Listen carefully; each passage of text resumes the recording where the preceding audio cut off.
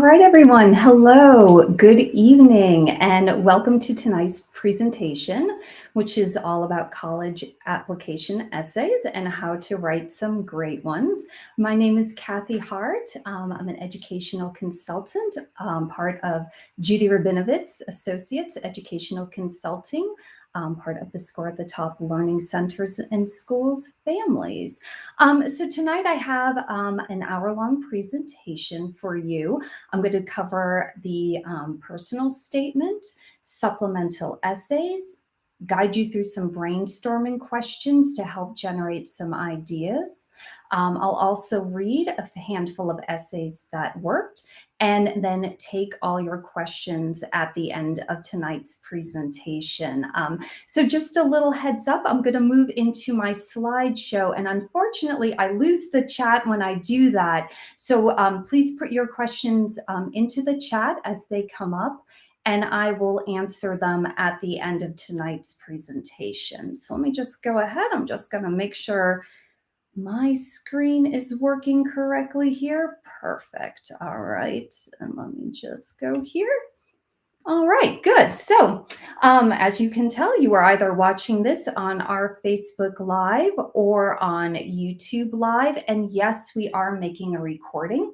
This will be posted to our SCORE webinar site, same place from which you registered earlier today, earlier this week. And also on our SCORE webinars site, you can find some handouts. You don't need them for this presentation, but just some promotional pieces with some information about what colleges look for in students. And so, like I said, we have a pretty full agenda this evening. We're going to look at application essays with a particular focus on the Common App personal essay, since that's usually the essay that students start with on their college application journey.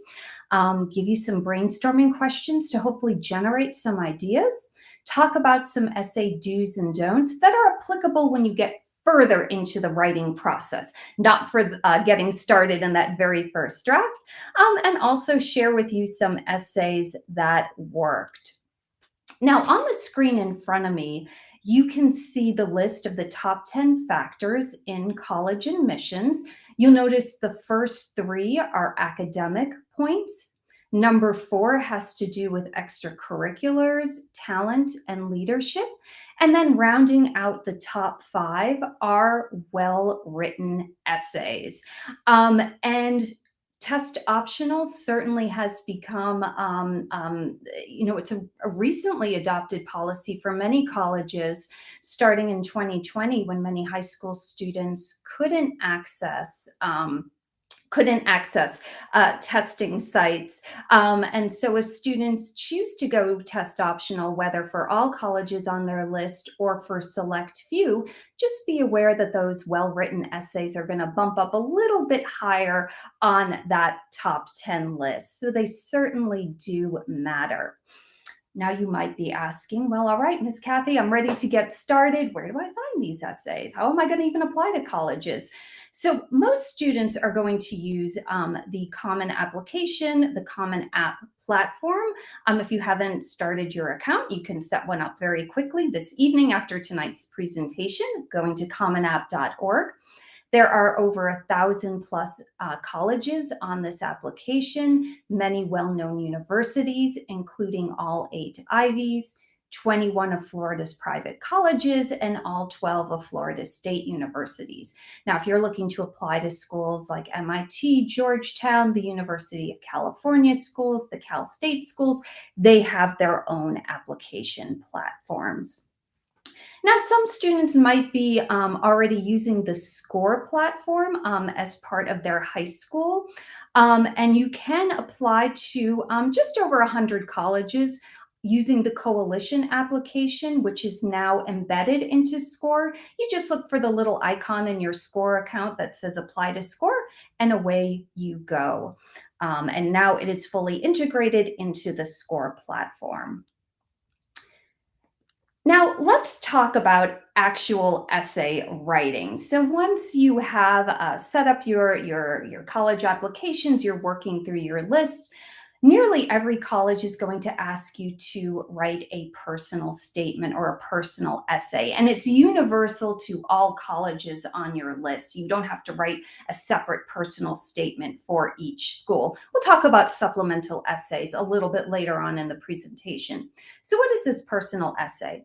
So, it's the primary essay on the application, and it allows students to tell a story from their lives and talk about why it mattered or what they learned. So ultimately, it's called personal for a reason because it's absolutely about you.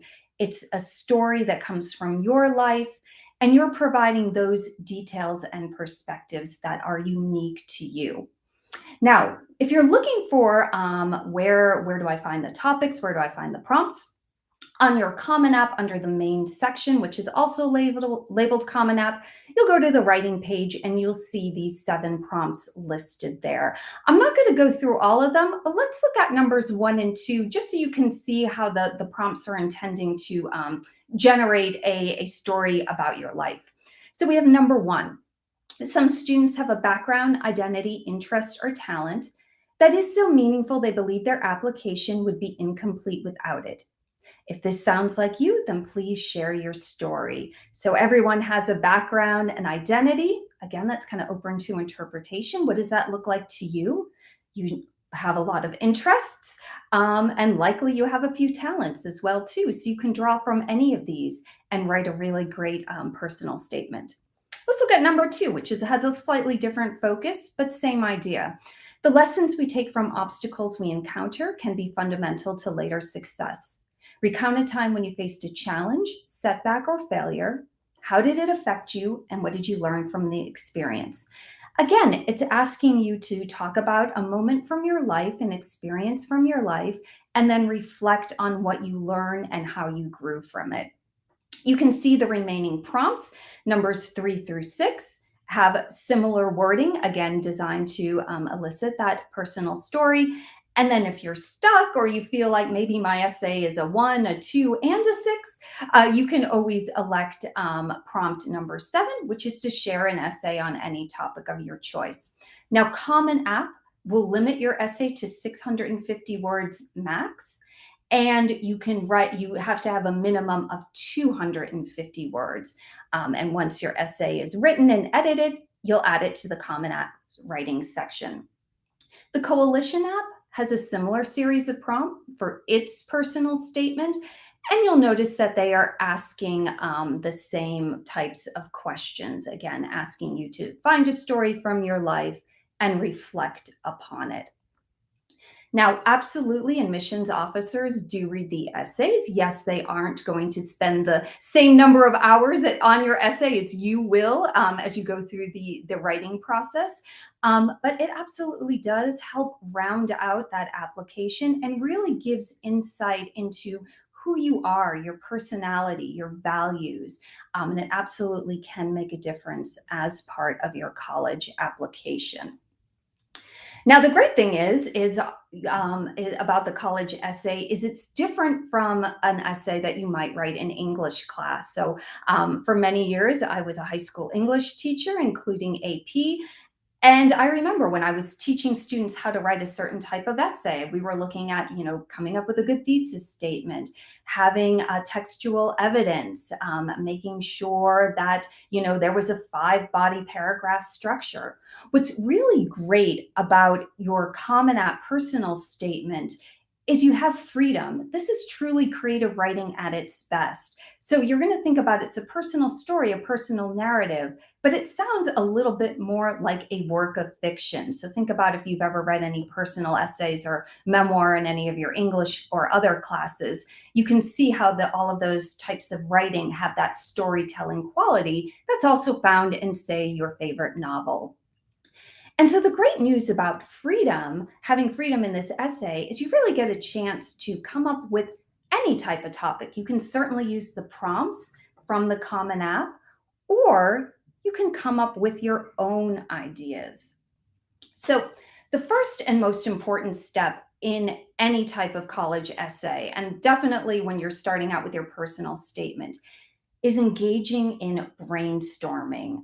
It's a step that I know students tend to overlook because you know how to write an essay for a class, you're trained in a certain way of writing. But when it comes to personal writing, brainstorming is key. That's really where you're going to, find some great ideas that'll lead to a really interesting essay. So definitely spend the time brainstorming. And what I find is really helpful too is when you're brainstorming, of course, you can do it by yourself. Make sure you're taking good notes and writing everything down. Don't trust your memory, but definitely bounce ideas off of parents or teachers or a college counselor. And sometimes talking out those ideas together can help you find a nice focus. So let's look at some places where I can find the best ideas. And if there are any students in the audience, you can follow along, take some notes. These are some of the questions that we like to use with our students to help them generate some good ideas. So first of all, start by looking around your room. What do you see on your walls? What's in your drawers? Sometimes starting with an object, one that you know well, can spark some really interesting memories. Now, perhaps take a look at your resume. Your college essay isn't going to regurgitate your entire resume, but start with picking an activity that you've held very, that's been very dear to you throughout high school. Is there a story that you can find in that? What about something you know a lot about, right? Colleges are looking for intellectual curiosity. Here you can kind of share what you like to nerd out on. You can talk about when, something didn't go perfectly, thinking about that challenge essay. What's the coolest thing about you? When did you experience a failure? What did that look like? What did you learn? How have you handled future failures since? You can talk about some interesting physical aspects of yourself. You can talk about core values, kindness, patience, integrity, honesty. What's a story that really shows you demonstrating one of your values? What about if you like to cook, if you like to sew, if you like to make things? What did that recipe look like? And what was the aftermath? What do you like to think about before you fall asleep? What are some of those ideas that float through your brain? Going back to your room, take a peek out your window. What do you see? What do you observe? What do you smell? What do you hear? What was the toughest decision you ever had to make? Who did it involve? What did that feel like for you? What's the word in your head that won't go away? What's the best gift you've ever received? One of the Common App prompts asks you to talk about gratitude. Perhaps you could start with that experience. What about your favorite time of day? Favorite month of the year? Favorite season? What are some of the emotions and memories associated with those? What does your Google search history look like? What about a favorite song, book, or movie? I love this one in part because even if it doesn't become a Common App personal statement, sometimes you'll see this topic pop up either in the form of give us a playlist, talk about your favorite book, as some of college supplemental essays. What about a frightening or scary experience? What about your fondest childhood memory? What does that look like? How has it informed the young adult you are today? What is the world that shaped you? And what is that world? Going back to that first prompt that we looked at, your background, your community, is that your family, your siblings, your classes, your teams? And then once you come up with an idea, definitely start writing. So let me remind you of the writing process and how important it is in your Common App personal essay writing, and indeed in any college essay, to take the time to write. So I'm going to emphasize that word time. So first you're going to consider your topic and brainstorm. So I showed you a little how to do that, either using the prompts or going through a list of questions. Once you pick a topic and a story, just list out every moment from that story. I always tell students, like, go into excruciating detail, like every little itty bitty moment that you can recount. Second part, start thinking about the story's meaning. Why does it matter? Why is this story coming up that you really want to share as part of your college application? Now, when it's time to write your rough draft, it is going to be a messy draft. Silence that inner editor. Don't get stuck because that one sentence doesn't sound good or you're not 100% on how to begin the opening. Just go ahead and write, because one of the most important things that I always remind students of when they're working on their personal statements is that you're going to be doing a lot of revision. This is a multi-draft process. Some students can get a really nice essay done in 3 or 4 drafts. Most others might need, 5, 6, or 7 drafts. But I 100% promise you that when you get to those later drafts, it's not going to be doing some of those complete rewrites that you're going to be doing in earlier drafts. That's going to be your time as you get to the end of the writing process to proofread. Have your essay reviewed by someone that you can trust, who can give you some feedback on maybe the placement of your commas or semicolons. And students, I highly recommend reading your essay out loud to catch any errors that your eyes miss. And definitely start the process early. Right now, it is June when I'm giving this presentation. If you are a rising senior, now is an excellent time to start working on that first essay, to give yourself enough time to take it through the drafting process, because sometimes it can take longer than you think. All right, so now I'm going to give you some tips for some things to do in your essay and not to do in your essay. And I'm just going to preface this by saying your first draft, messy draft, is going to have a lot more don'ts than do's. So these tips should help you as you're working through the process, as you go into drafts 2, 3, or 4. So first of all, let's go back to the type of essay you're writing. It is personal. So you want to make sure that you are keeping the story focused on you. It's certainly okay to talk about, a favorite parent, a favorite teacher, a favorite coach, a favorite sibling, but just make sure the story is yours. So even though you can have these other people in your essay, the focus isn't on them. You do want to use a conversational tone. So what does that mean? Think about if you were sitting down with your best friend and you were telling them a story. So you can use exclamatory sentences. You can have questions. You can use single word sentences or single sentence paragraphs. That's okay. Contractions are lovely and perfectly fine for your personal statement. But at the end of the day, do be mindful that it is a professional essay. It is part of your college application. Absolutely keep your focus narrow. Again, those early drafts are going to be all over the place, and you might find yourself telling your entire life story. The narrower the focus, the better the essay becomes. And actually, the more unique it becomes, in part because you give yourself space to incorporate those really rich details. So what am I talking about? So on my screen right now, you should be able to see 2 sentences. The flat one, early draft 1, I like to be surrounded by people with a variety of backgrounds and interests. So that's okay. Nothing wrong with it. But I don't really get a sense of who the student is who wrote that sentence. Let's look at the revision. That night, I sang the theme song from Casablanca with a baseball coach who thinks he's bogey, discussed Marxism with a little old lady, and heard more than I ever wanted to know about some woman's gallbladder operation. Here's another example about how specifics can help you out. We tend to use cliches in part because they're easy and when we're trying to get through the draft. But I want to take a cliche and again make it memorable. So I have the sentiment in my first sentence here. I want to help people. I've gotten so much out of life through the love and guidance of my family. So let me revise that. My mom and dad stood on plenty of sidelines till their shoes filled with water or their fingers turned white, or somebody's golden retriever signed his name in mud on their coats.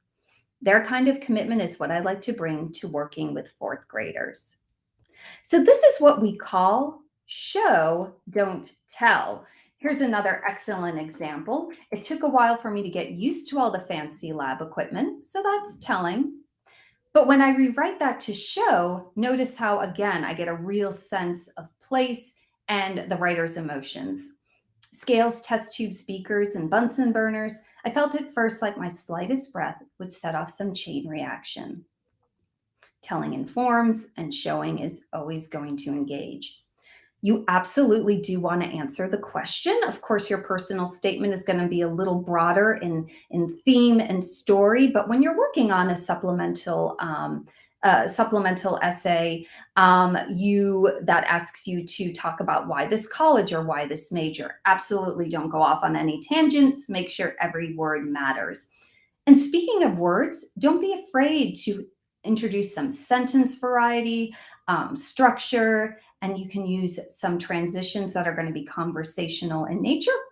I'll pause just for one moment here. You're welcome to grab a screenshot, or if you go back and watch the recording, you can do the same, just for a few conversational transitions that you're welcome to borrow as you write your essay. Absolutely, using the active voice is always preferred. Notice how the waiter dropped the tray of food is much more concise and vivid than the tray of food was dropped by the waiter. Now I'm going to pause here to talk about openings and conclusions. And again, when you're looking at that messy first draft, many times a good opening is hard to come up with, and as a writer I struggle with openings myself. And so what I'll recommend to students is get that first draft, get the beginning, middle, and down, get that in place, and then go back and look for where you have an interesting moment in that big, long, messy draft. Could that potentially be your hook or your intriguing opening? And what a good opening will do will create mystery, intrigue, and anticipation. I've put two examples up on my screen. Let's just look at the first one here and what this writer does really well. Brendy's ice cream, Casa l'Italian pizza, Doris's supermarket, Haagen-Dazs. Was it age discrimination? No one would talk to me, and just a single interview, but without a callback. Only 15, no car, but I desperately wanted to work. So notice how the writer uses some varied sentence structure. They pose a question. There is a little bit of intrigue here. Will the writer find a job? And that's definitely makes me, the reader, want to keep going. Now, sometimes for our openings, we can have a longer opening. Sometimes we can have a short and sweet sentence to get our imagination going. For me, my particular favorite is "No more seltzer water" for me. I always like this one. I read this when every time I give this webinar or I'm teaching students about essays, and I'm always wondering. I just like the specificity of seltzer water, and I wonder what's going to happen next. Conclusions can be equally challenging. And oftentimes you'll find that students will, in their essays, a good way to conclude is to go back to that opening, to go back to that mystery. Did the student get a job? Yes, they did. What have they learned about themselves along the way? And then making it impactful for a long lasting impression. Again, your readers aren't going to spend the same amount of time that you are on the essay, but you want to make sure when they read it that they find it interesting and engaging. So I like this ending here. I contend that it's with imagination, thinking about infinity and solving Rubik's cubes, that I further my passion and obsession with problems. Sure, I can crack Erno's code in a few seconds, but his glowing multicultural influence will remain with me for a lifetime. Here, you try. So notice, unlike when you're writing a conclusion for a English essay, you don't have to go back and repeat your thesis and summarize your essay. Trust that the essay is going to do the work, that you're going to tell the story, and this is your chance to offer some reflection and perhaps even offer an invitation like the writer did at the end of theirs. All right, again, a few tips about essay don'ts. Again, you'll see a lot of these in early drafts, and these are some things to pay attention to as you work through revisions. So certainly you don't want to tell colleges what you think they want to hear or what they already know. This tends to come up a lot, and I'll show you this a little bit later, when students write a "Why This College" essay. Colleges already know that they have strong academics and great faculty. Tell them what you learned through doing your research. And again, talk about yourself. And of course, be respectful of your audience. You don't want to come across as cynical or condescending, or you don't want to offend your reader. If you're not 100% sure about an essay, show it to a second set of eyes before you submit and ask for their honest opinion. And you don't want to write a resume. Certainly, you can go and look at your activity list and use, the points on it to potentially generate a very narrow focused essay on one part, one activity, one experience. But you don't want to list out your entire resume in your essay. So, for instance, you don't want to write, during my junior year, I played for singles on the tennis team, served on the student council, maintained a B plus average, traveled to France, and worked at a cheese factory. So that's all very interesting, but that's what the activity list or the resume is for. So colleges will know all about those experiences. If you wanted to elaborate in the single one, I personally want to know about working at a cheese factory. So narrow down that focus, which leads to this next point. So, the best essays are going to have that narrow focus where you can incorporate those rich, vivid details. So even if you're talking about something that you feel a lot of students already do, let's say play a sport or an instrument, but those details are going to make that experience very unique to you. But again, it's perfectly fine to write essays about family experiences, travel, that extracurricular example I was just mentioning, as long as they're focused and specific. So going back to that work example, maybe you've been, scooping ice cream at Sloan's this summer for your job. So narrow the focus. You don't need to tell us about the entire summer, but maybe pick one interesting shift. Maybe it was a challenging shift. You had to deal with a challenging customer. Maybe it was the day you had to open and close the shop. Another tip is to think about your word count. Of course, you're going to be limited. Common App will cut you off at that 650th word, or if they have any other word limits on additional essays. So think about ways to be concise. This is where some of that balance comes in. Sometimes a longer, more engaging sentence is going to work to convey your thoughts.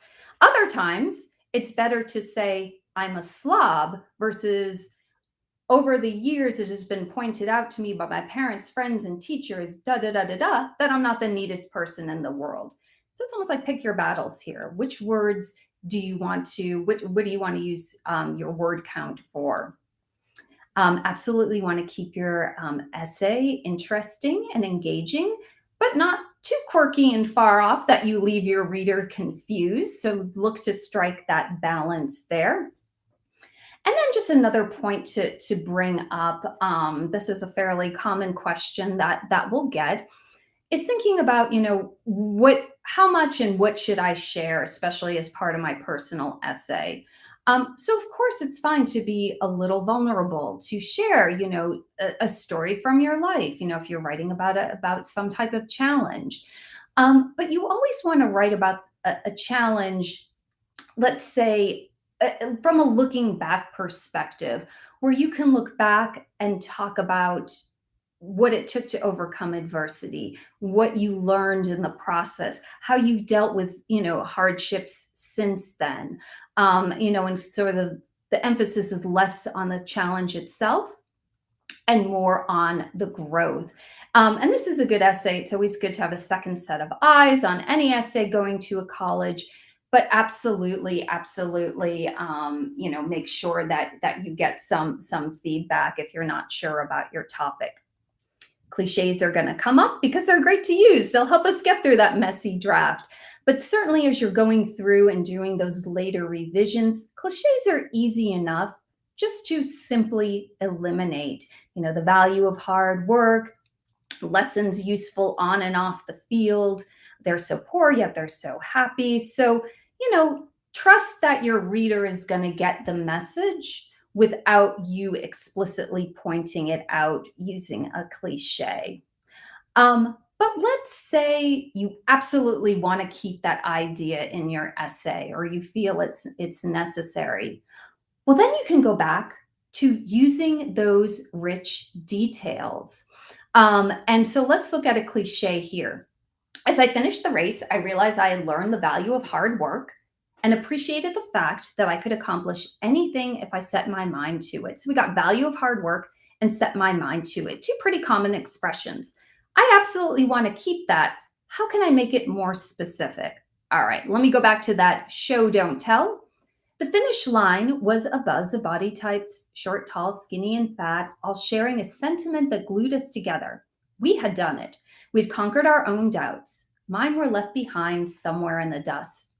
So notice that both sentences convey the same emotions and ideas, just one does it in a way that's unique to the reader.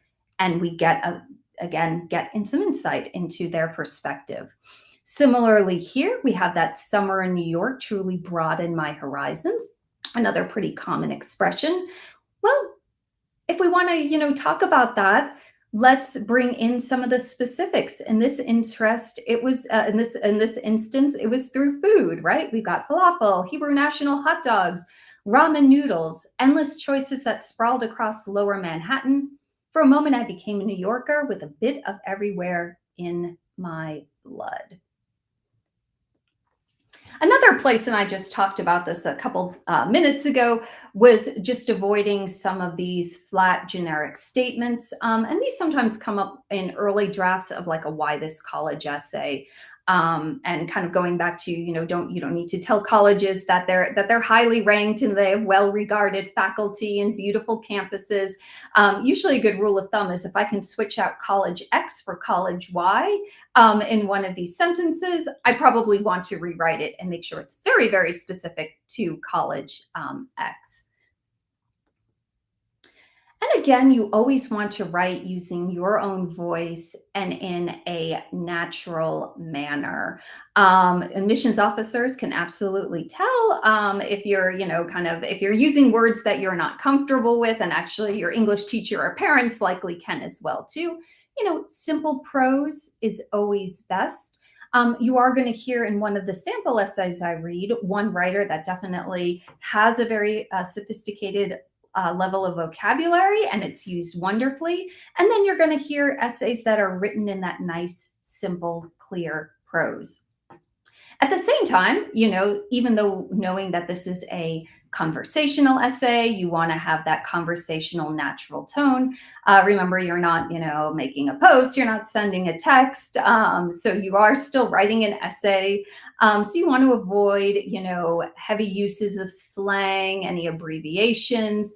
Also, it's always a good idea to avoid words such as very, a lot, cool, awesome, nice, words that are just kind of filler words. I tend to see a lot of reallys as well, like, oh, it's a really pretty day out. We'll just say it's a pretty day out.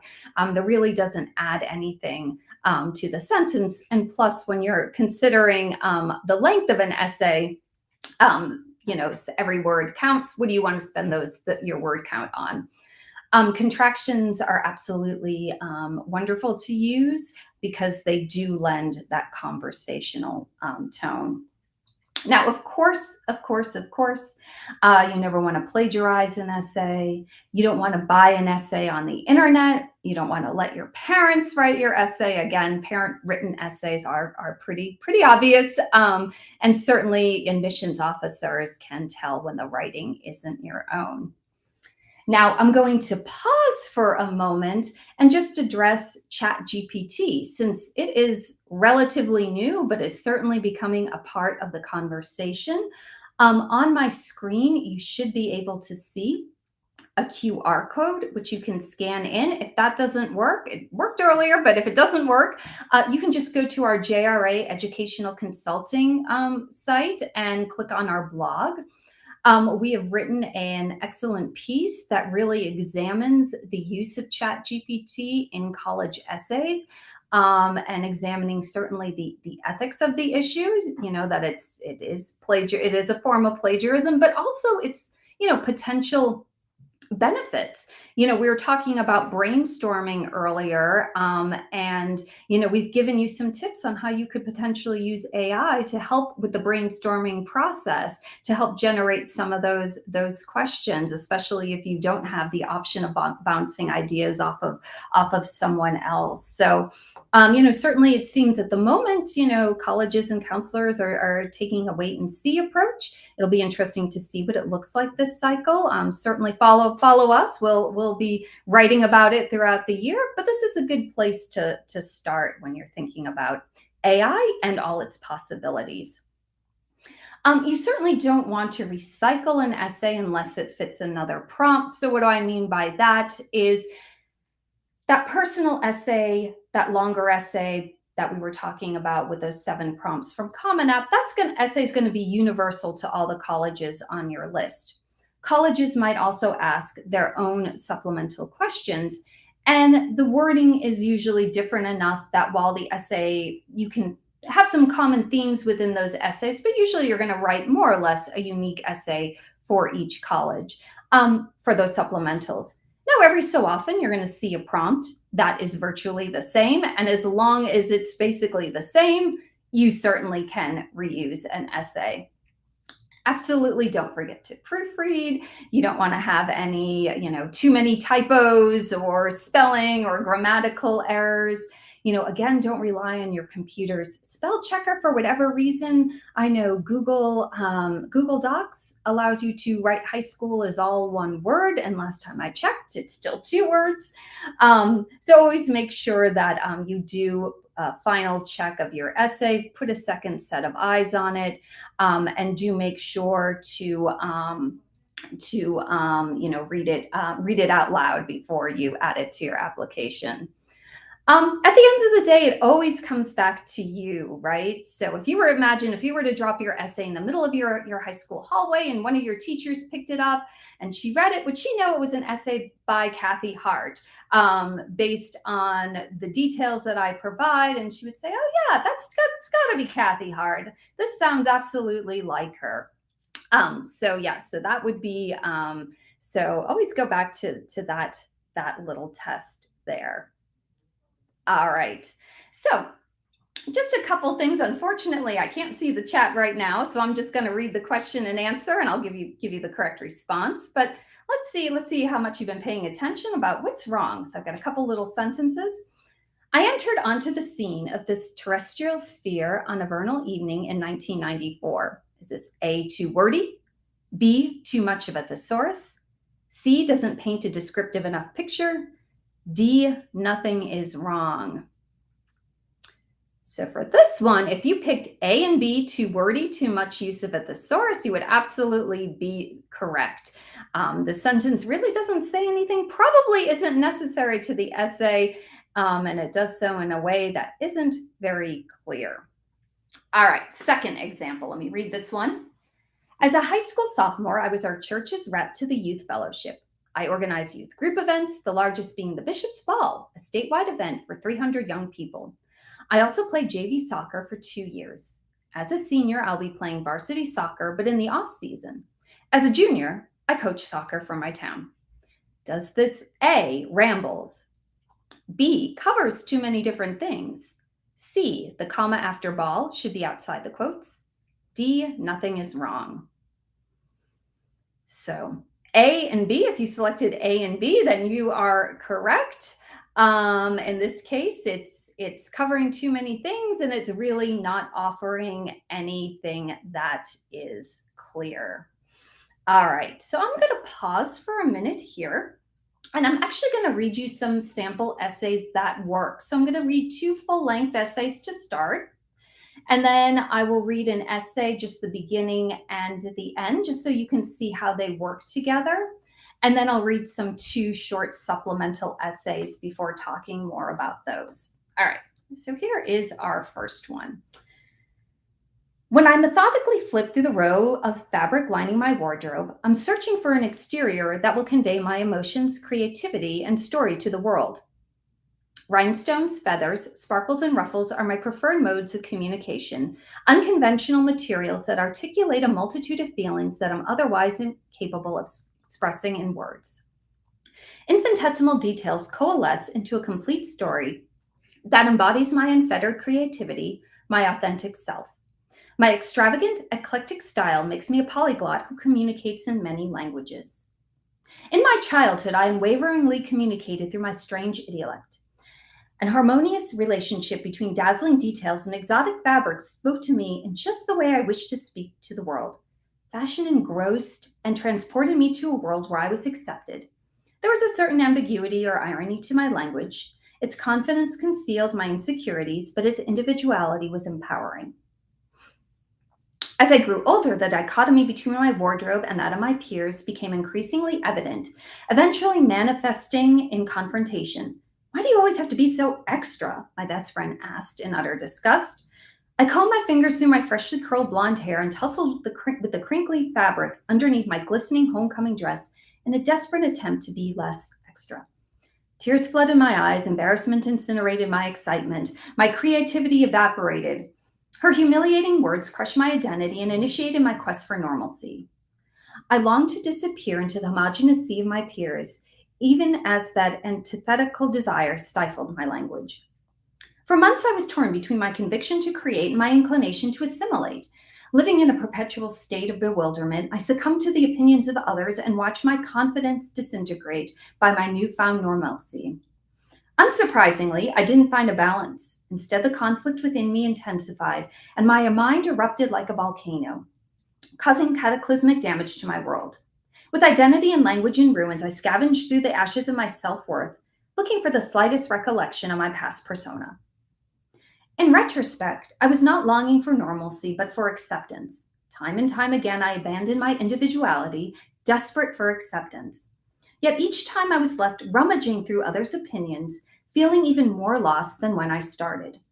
No matter how hard I tried to change myself, suffocate my creativity, or deny my extravagance, someone would always have an incisive opinion.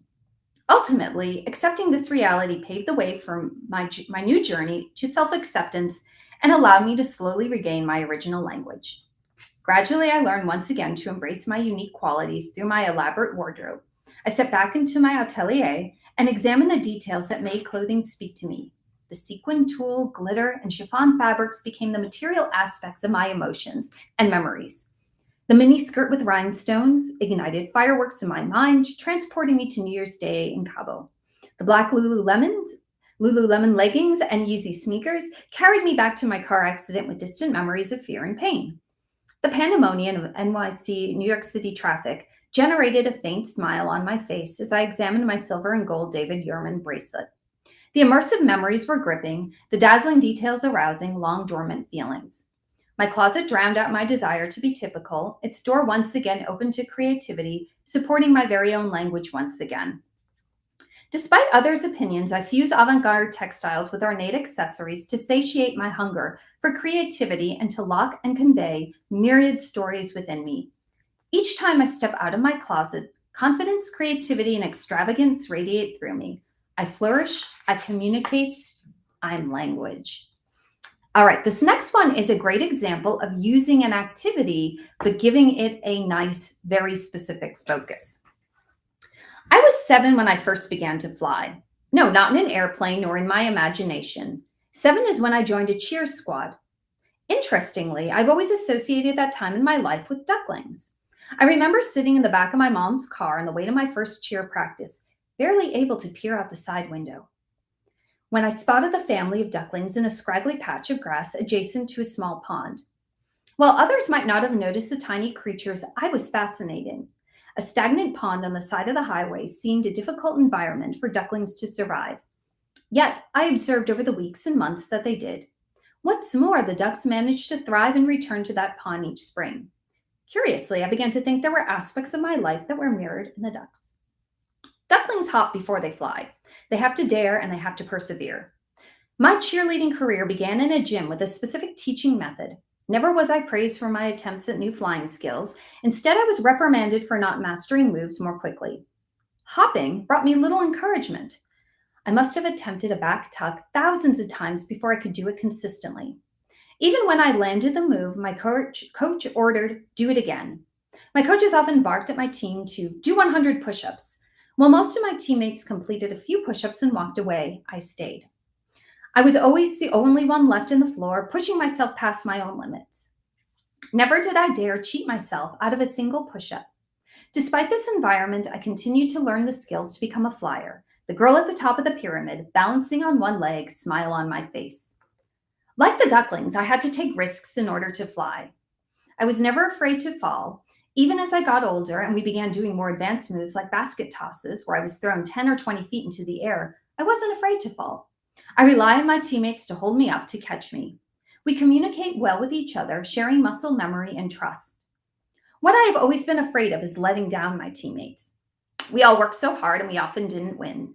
Not that first year and not other years either. For years we didn't win. Would I have liked more medals? Yes. Yet I keep coming back like the ducks.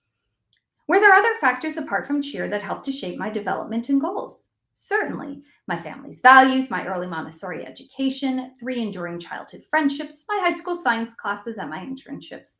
But cheer has been consistently present.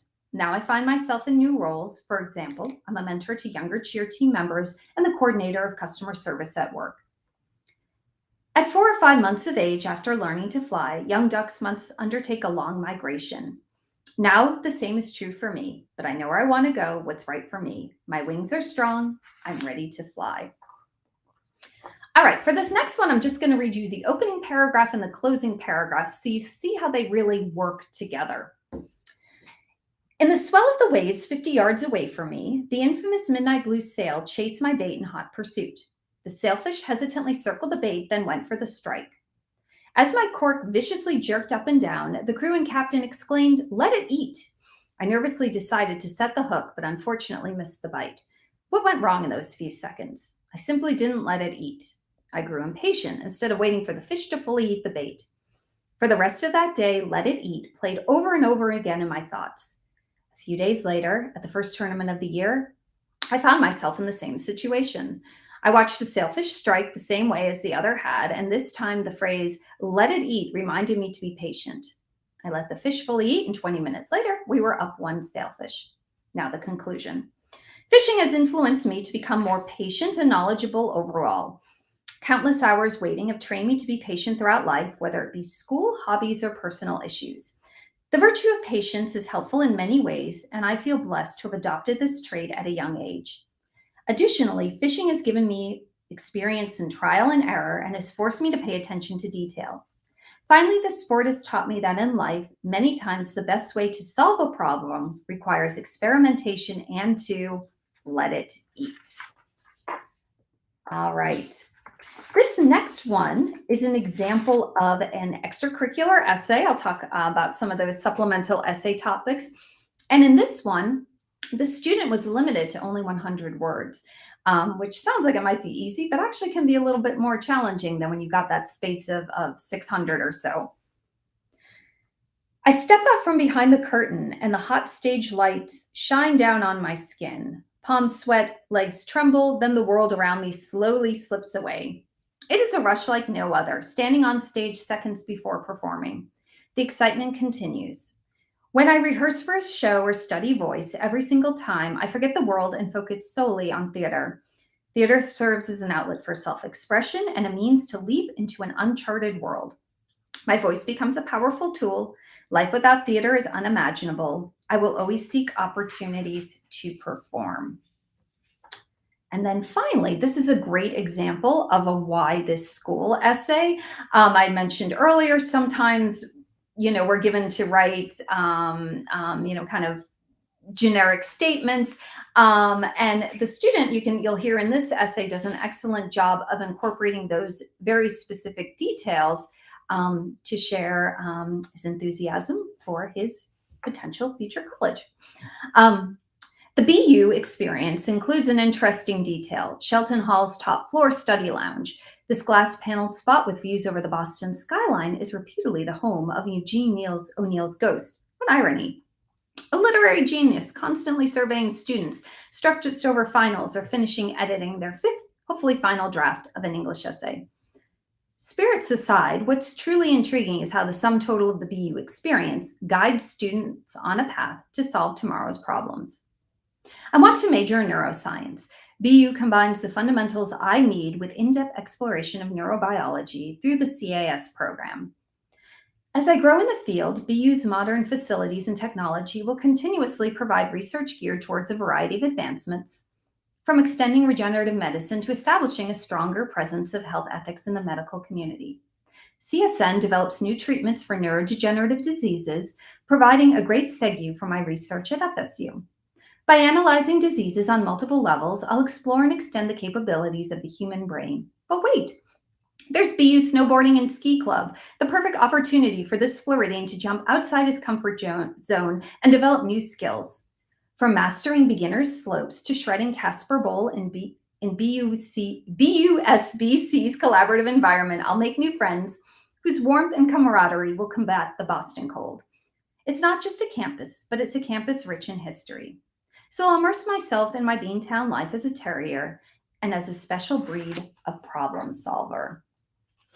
All right, so hopefully you enjoyed those essays, and just keep in mind these were essays that have gone through multiple drafts, but just gives you some good examples of how to write some of these essays we've been talking about. I'll just quickly turn my attention to some of the supplemental essays, and then we will be wrapping up for the evening. So on the Common App, there is a space for students to write about the impact of COVID-19, which for many of you, if you're a rising senior, was at the start of your freshman year, and indeed continuing into sophomore year. And they've also expanded this prompt a little to account for other natural disasters. So, there was hurricanes, tornadoes, fires, etc. So this is the space, rather than have your essay focus perhaps on one of these things, this just gives you the opportunity, if you wanted to share any academic or personal health-related impact that COVID and other natural disasters may have had on you. Now, those supplemental essay questions that I was talking about, like the why this college, the why this major. So where do you find those? So these are typically available, actually they will be available starting in August and September when the Common App goes live starting August 1st for current seniors, so our class of 2024. If you're eager to get started with some of these, you can usually find them on colleges' websites, especially on their blogs.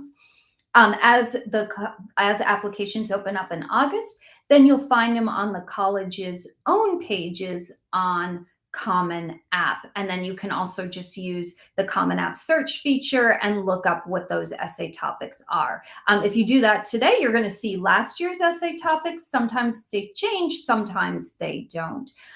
Likewise, if you are using the Coalition app on SCORE, you'll find those on the member pages as well too. These are some popular supplemental essay questions. Why this college? Why have you selected your major? Elaborate on one of your extracurricular activities is another pretty common one. What do you like to read? I've seen this essay come up on several different colleges. So if you think you might end up writing a book essay, great time this summer to start reading. Colleges will also ask you, questions that might pertain to intellectual curiosity, or even questions that almost seem like they're eliciting another almost personal statement, type of response. Tell a story from your life and why it matters. Please, please, please. Of course, your personal essay is probably going to take the longest to write. It probably will take the most drafts, but definitely spend equal time on the supplemental essays. I mean, you might not need quite as many drafts, but do go through the process, do brainstorm, do research, read out loud, proofread, and make sure that these essays have the same level of quality as your personal statement. All right, so as we are coming to the end of tonight's webinar, certainly we'll, if you need some help writing essays or getting started or working through college planning, we do offer all of those services, and I'll put our contact information on the screen in just a minute.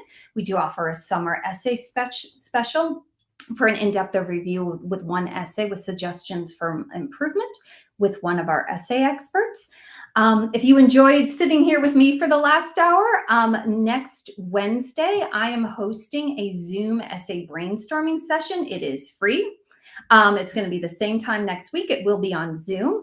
And it's for students. So I encourage students to come, be prepared. Cameras and mics on. Be prepared to share essay ideas, discuss where you are in the writing process, bounce some ideas off of me and the other participants. Typically, we try to limit it to right around 20 students. So certainly I would invite you to join me next week. The sign up is here. It's www.personalstatement.guru, Guru.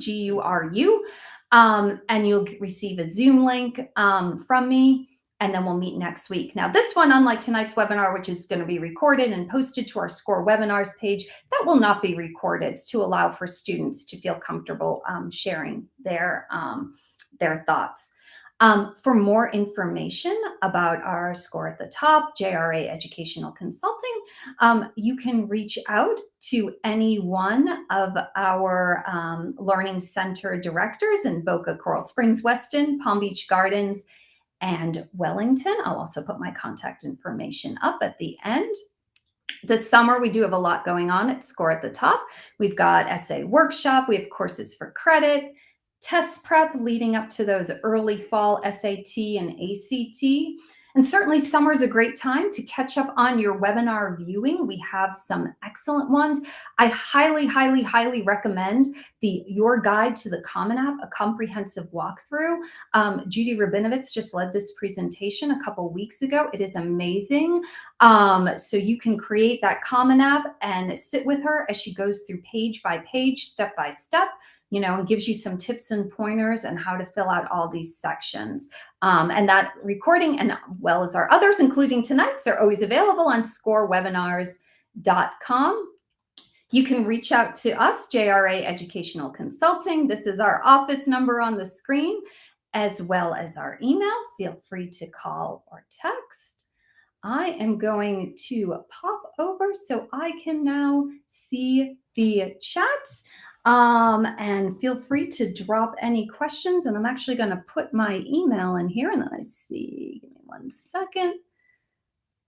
And my email should now be at the bottom. It's heart@jraec.com, or you're welcome to reach out to Jason. Yeah, and actually, Courtney, that's a great question. So Courtney just asked, is the personal statement different from the college essay? No, actually, they're one and the same. And I'm sorry if that wasn't clear at the beginning. I tend to use those terms interchangeably. So when we're thinking about the college essay, the personal statement, the personal essay, that's going to be that single long essay that talks about that's tell the story from your life. So that fishing essay that I read, the ducklings essay, and the clothes essay, those were 3 examples of the personal essay or the college essay.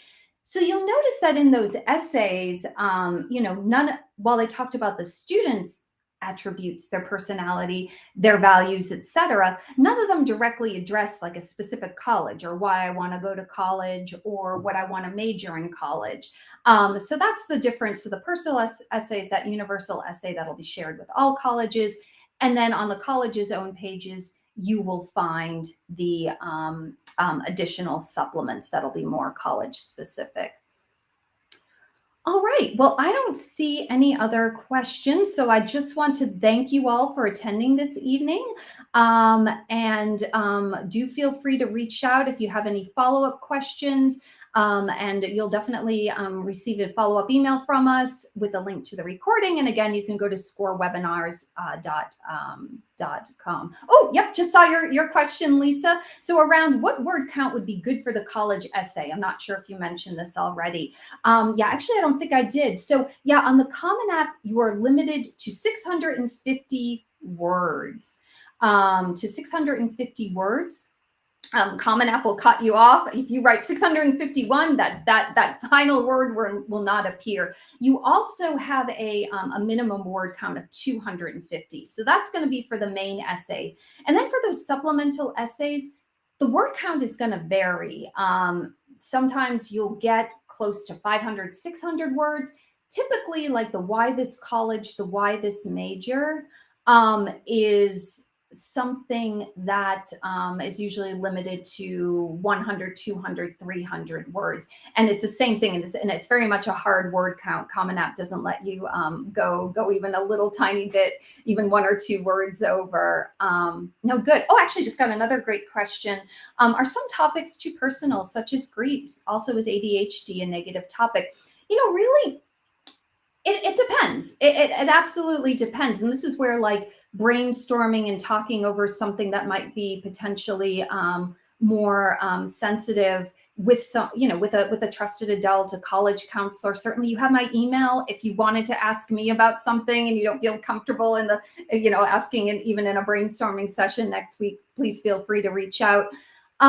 Really, I'll just kind of give you some general advice. When you're writing about a sensitive topic, the actual challenge itself matters less than what you learned from it, how you grew from it in a positive way is probably the easiest way to kind of address to a general audience. Now, certainly sometimes students have faced learning challenges, and they may have resulted, let's say, in lower grades at the start of high school. And their grades have since improved. And there is a space on the Common App, and this I didn't talk about, but on the same page as the COVID question, there is a space that allows students to add additional information. And it's basically, it gives you 650 words. You can use it however you want. And sometimes this is where students were, let's say, like, I don't want to write about, my ADHD diagnosis, as the main focus of my personal essay. It's the main focus of my personal essay. But I still want to talk about, maybe the reason for my low grades. This space in the additional information section is a great place to address that. And it's less about doing that, kind of pretty personal narrative, and it's a little bit more direct and to the point. Let's see here. Oh, good. Are italicized and bolded fonts seen by the college essay reader? Yes, you can do Common App currently. I don't know if they're going to do any adjusting when they do the refresh later on in the summer, but right now, yes, you can do bold and italics and underlining as well too. Let's see. Oh yeah, so my son would like to apply for summer 24, but the application is only open for spring 24. Yeah, so a lot of those, keep an eye out, because currently most applications are still technically in this past application cycle. And yeah, that's kind of the trick here. The question was, the prompts for the application are for, this cycle or spring 24 application are listed. Should we expect him to change? They'll remain the same. That really all depends. That's a really great question. Now, the Common App personal statement prompts aren't going to change. Those were released, gosh, it was February or March when they said, these are the prompts that we had. They're going to stay the same for the 23-24 cycle. In terms of the supplemental essays, again, you can always look at the college's admissions page, their blogs. Your student can even reach out to the admissions team, and if they have those prompts available, they might be able to answer his question. But certainly, if you're not 100% sure, I might, not necessarily that it would be a waste of time per se, but I might wait until you know the definite prompt, because I agree, you don't want to spend a lot of time writing a prompt that ends up not showing up on the application when it goes live on August 1st. But colleges tend to gradually release their prompts over the summer. In many instances, it's not a hard and fast rule, but a lot of times if a college had a why this college or a why this major type of essay in one year, it tends to stick to the following year. But definitely do your research and always reach out to the colleges if you have any questions. Let me see. I think I got everyone's question. Thank you so much for attending. All right. Well, now I will definitely wrap it up. So, you all can enjoy the rest of your evening. I appreciate your time and attention. And like I said, you have my email scrolling across the screen. Do reach out. Students, I encourage you to sign up for next week's brainstorming. Look forward to seeing some of you there. Alrighty, everyone, take care. Have a happy, healthy summer. See you soon.